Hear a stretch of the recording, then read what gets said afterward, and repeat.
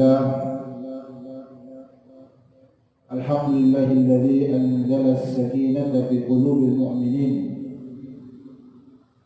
أشهد أن لا إله إلا الله وحده لا شريك له الملك الحق المبين وأشهد أن محمدا عبده ورسوله صادق وعد الأمين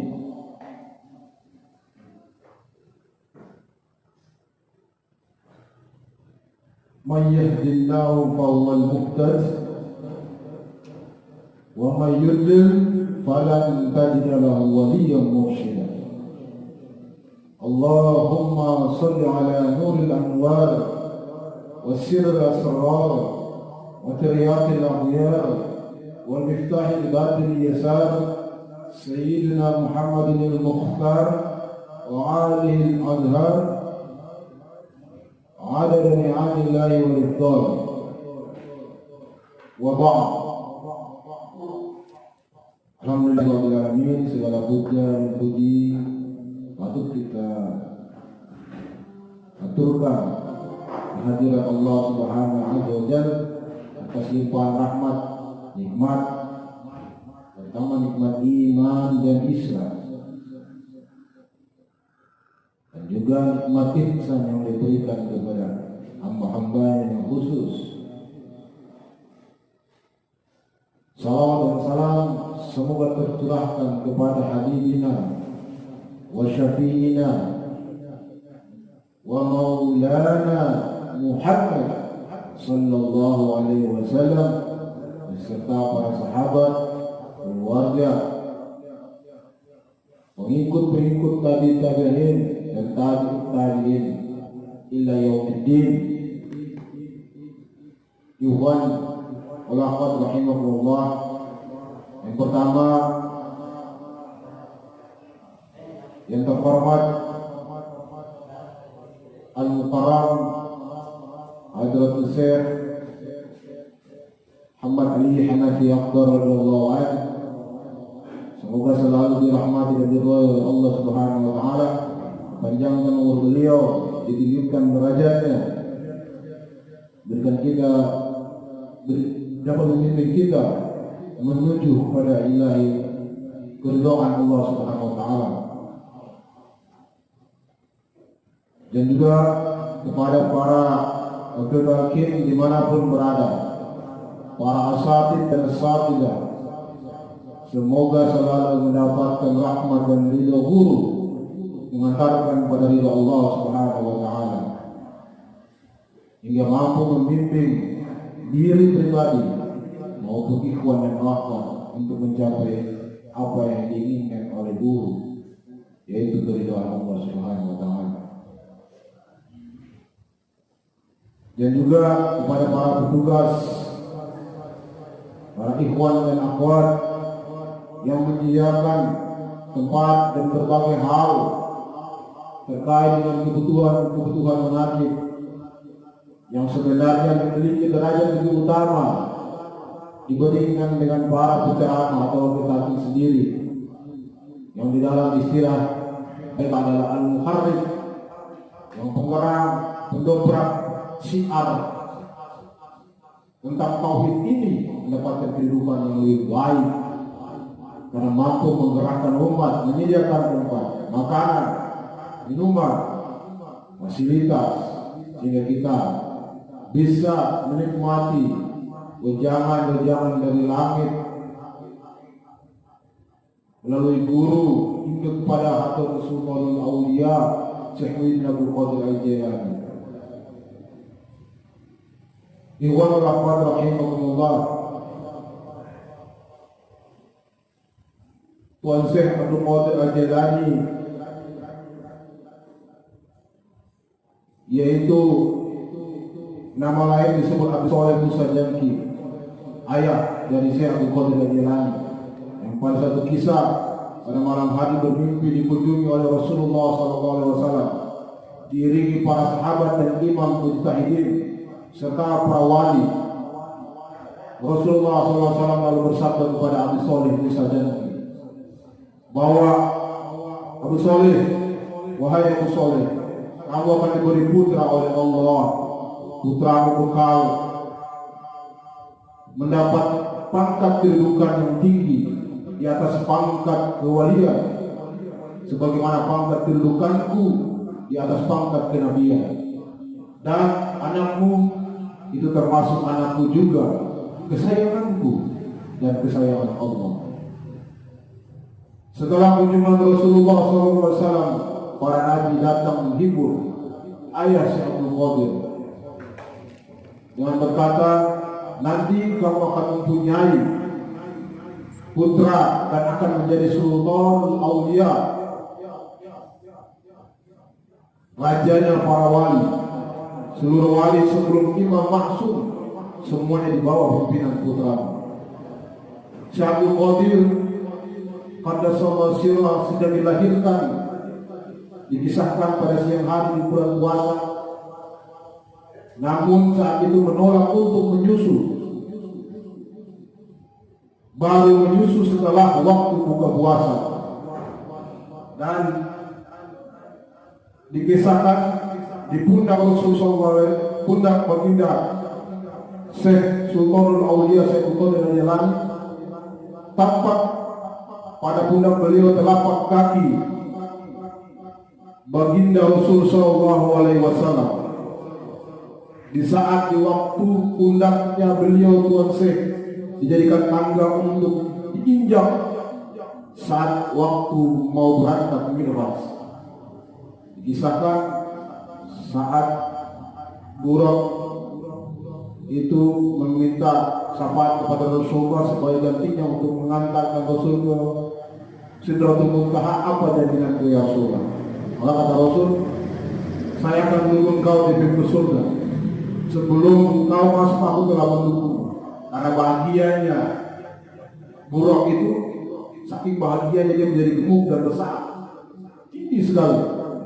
Saya baginda Nabi Habibullah tidak bisa naik di atas pundak Tuan Syekh, pundak Buraq, karena saking bahagianya.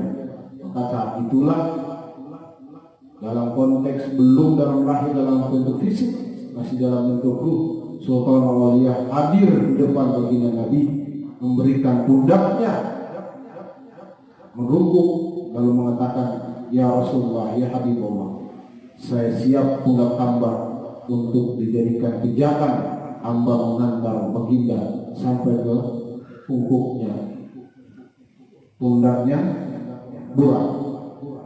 Maka dengan bismillah baginda Nabi meletakkan kaki di atas pundak Tuan Syekh Abdul Qadir seraya mengatakan, ya Abdul Qadir, karena kakiku telah kuletakkan di atas pundakmu, maka kelak kakimu akan menginjak seluruh pundak para wali yang ada di muka bumi.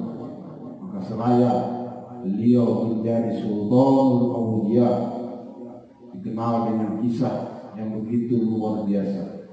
Ikhwan wa akhwat rahimakumullah.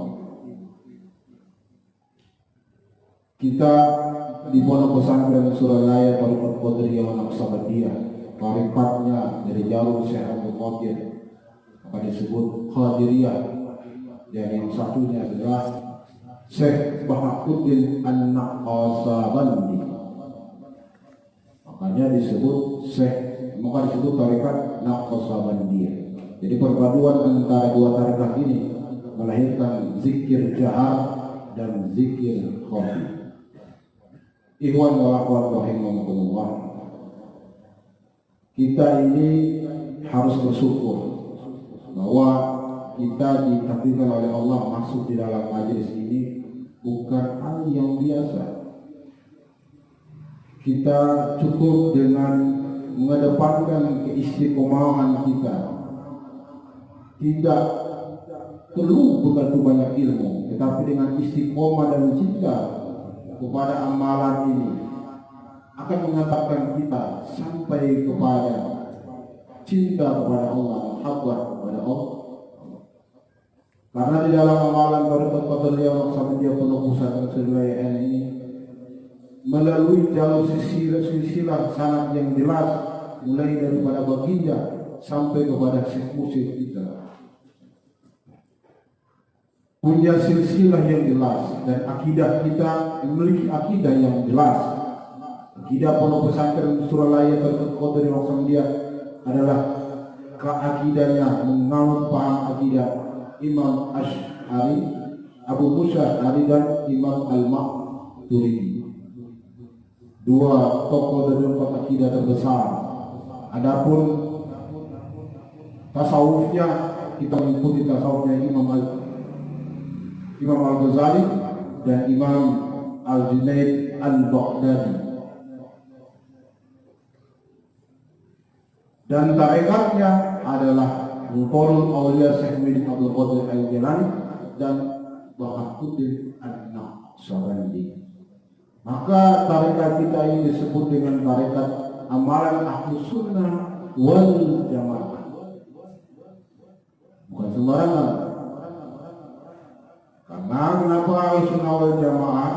Maka tarekat kita dikategorikan oleh kelompok-kelompok tarekat yang menyusun konsep penanaman tarekat tadi memiliki kedudukan utama yang paling utama, yaitu tarekat yang al-mu'tabarah, yang memiliki legalitas karena sejalan dengan Al-Quran dan As-Sunnah,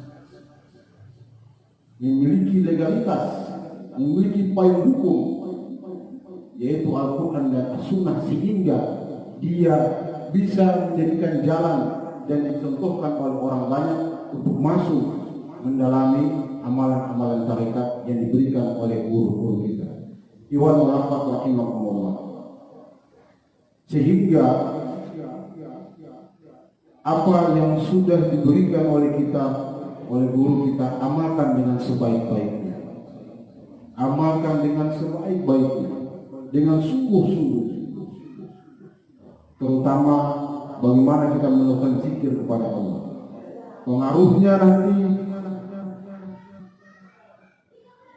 dengan zikir yang dituntut oleh Syekh Mursyid kami mengantarkan kita menjadi manusia yang paripurna. Kalau bahasa Al-Qur'annya insanun kamil, karena diisi dengan penanaman kalimat tauhid di dalam jiwa kita. Dan ini yang tadi saya baca dalam Al-Quran merupakan jalan yang lurus, yang firman Allah, A'udzubillahi minasyaitonir rajim, wa illa istaqamu ala tariqati al-asqaynahum ma'an ghadaq. Allah berfirman, apabila kalian beristiqomah di jalan tarikat ini, aku akan berikan keberkahan dari langit. Sehingga keberkahan itu akan menyusul kepada kita. Kenapa ada keberkahan? Karena di dalamnya adalah majelis yang mentauhidkan Allah, melakukan zikir kepada Allah. Sehingga dia wadikan dalam Al-Quran, A'udzubillahi minasyaitonir rajim, rijalun la tulhihim tijaratun wa la bai'un an zikrillah. Laki-laki yang tidak dilalaikan, laki-laki maupun wanita yang tidak dilalaikan oleh perniagaan dari mengingat Allah. Rijalun la tulhihim tijaratun wa la bai'un an zikrillah. Sehingga laki-laki inilah, kelompok orang-orang ini yang tidak dilalaikan ini mendapat keuntungan, kebahagiaan di dunia maupun di akhirat. Ikhwan wa akhwat rahimahumullah.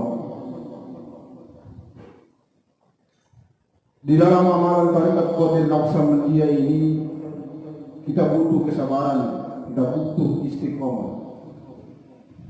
Istiqomah Allah istaqamu ala tariqatil asqainahum ma'al ghadaq.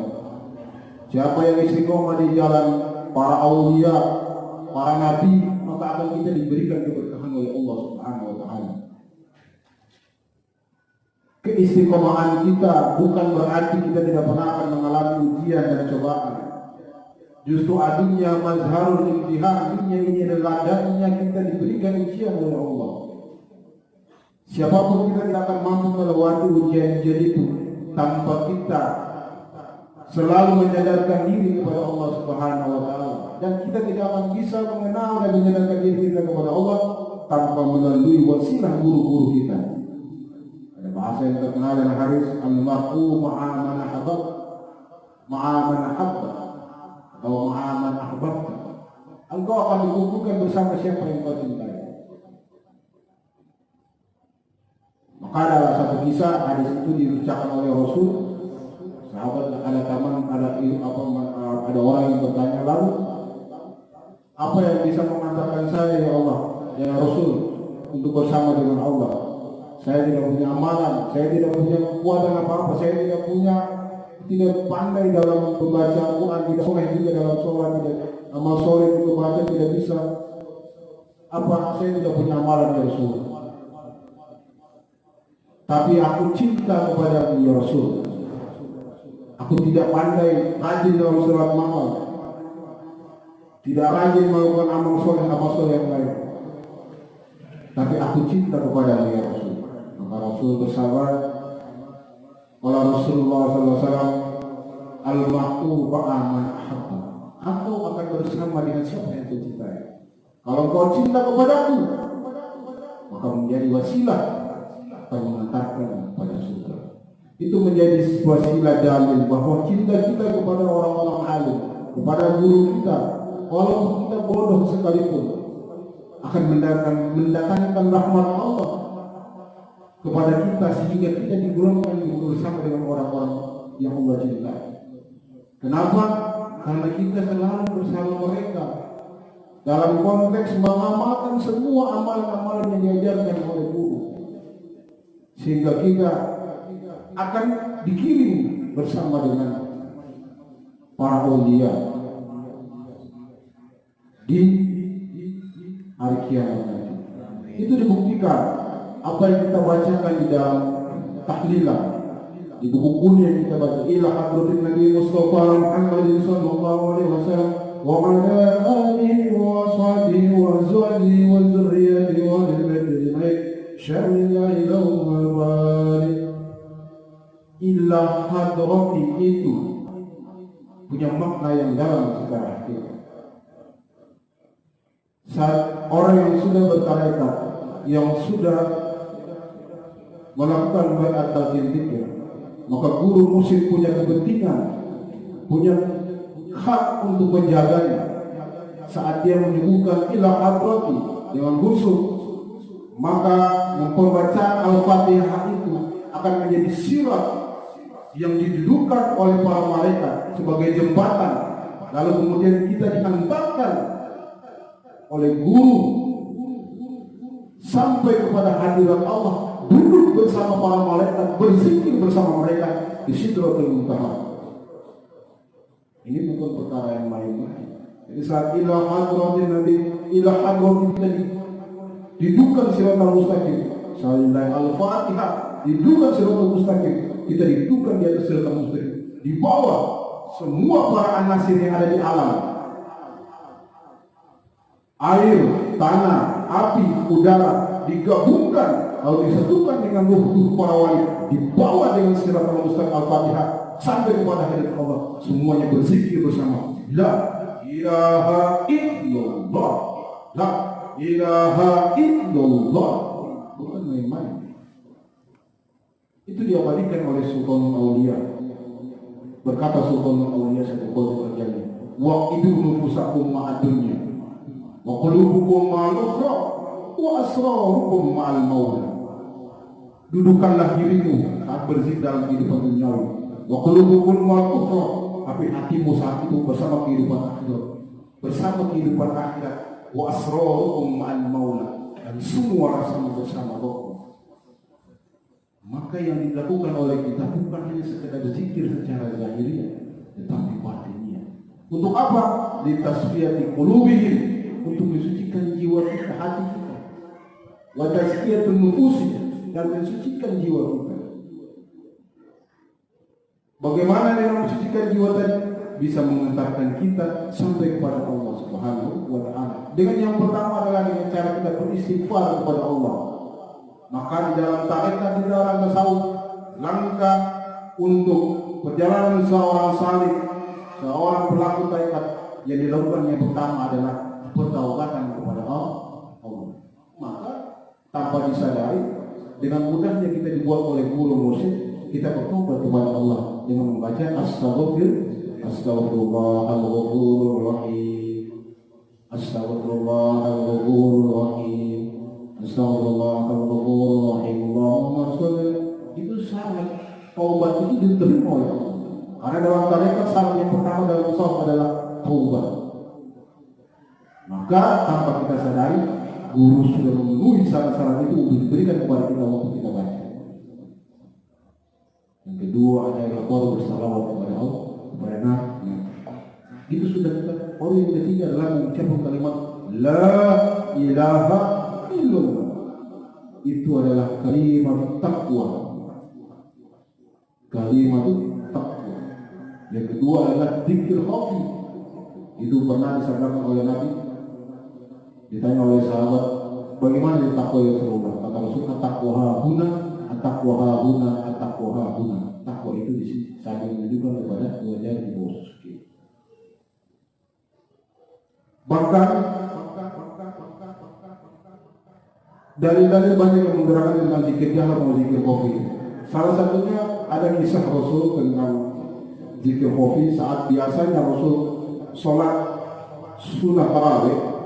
Lalu Rasul tidak sering-sering sholat di masjid saat tarawih. Sesekali sholat, sekali tidak. Karena memang takutnya nanti umat mewajibkan sholat tarawih itu. Sekali sholat sunnah tarawih di masjid, sekali di rumah. Lalu waktu satu ketika Rasul sholat di masjid, Rasul pulang itu biasanya sholat sunnah witir. Tetapi pada hari itu Rasul pulang tidak langsung sholat witir, pulang langsung tidur. Ditanya oleh istri baginda, ya Rasulullah, antaramu kembali witir. Biasanya kau pulang sholat witir dulu, apa sekarang langsung kau berbalik? Rasul menjawab, ya wahai istriku, inna aynaya tanamani walayani qal. Sungguh Aisyah, kedua mataku tidur tapi tidak dengan hatiku. Kedua mataku tidur tapi hatiku sholat. Inna aynaya tanamani walayani qal. Sungguh kedua mataku tidur tapi tidak dengan hatiku.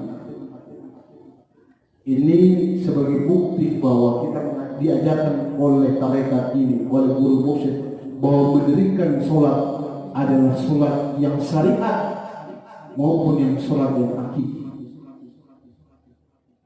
Allah berfirman, "Hafizu 'ala shalawat was salatil wusta." Jagalah kalian sholat yang 5 waktu, as-shalawat. Karena jamak banyak maka disebut as-shalawat. Hafizu sholawat, jagalah sholat kalian yang 5 waktu, wassalati wusta, dan sholat yang ada di tengah-tengah, yaitu bagian zikir khafi. La syarqiyyatu wa la gharbiyah, dia tidak di timur, tidak juga di barat. Itulah as-salatu da'i. Yang dalilnya Allah Subhanahu wa taala sebutkan, a'udzubillahi minasyaitonir rajim, wazkur rabbaka nafsika tadarruan wa khifatan wa dunal jahri, dalam surah Al-A'raf. Dan sebutlah nama Tuhanmu di dalam dirimu sendiri tanpa suara keras. Minal qawli bil ghuluwi wal 'asal wa la takun minal ghafilin, dari pagi sampai petang, dan janganlah engkau termasuk golongan hamba yang lalai dan berzikir kepada ini.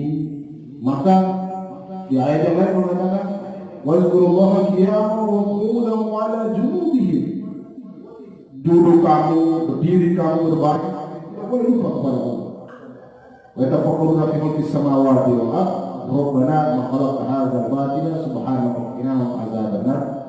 Seraya mereka mengatakan, maksud Engkau ya Allah yang tidak menciptakan segala sesuatu ini dengan sia-sia. Maksud Engkau maka Engkau telah menciptakan segala sesuatu ini dengan sia-sia. Itu adalah pandangan tentang amalan kita.